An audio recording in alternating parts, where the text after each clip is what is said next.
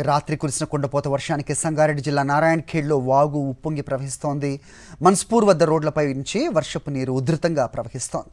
దీంతో గ్రామాల మధ్య రాకపోకలు నిలిచిపోయాయి. వాగు ప్రవహిస్తోన్న ప్రాంతంలో రోడ్డుకు ఇరువైపులా వాహనాలు నిలిపేశారు.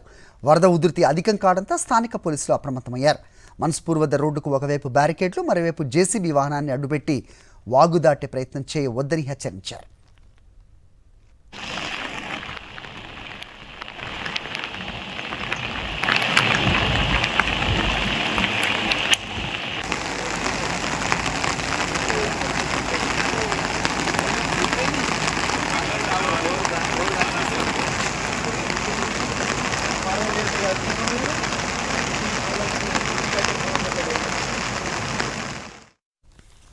నిజామాబాద్ జిల్లా కేంద్రంలో రాత్రి నుంచి వాన దంచి కొడుతోంది.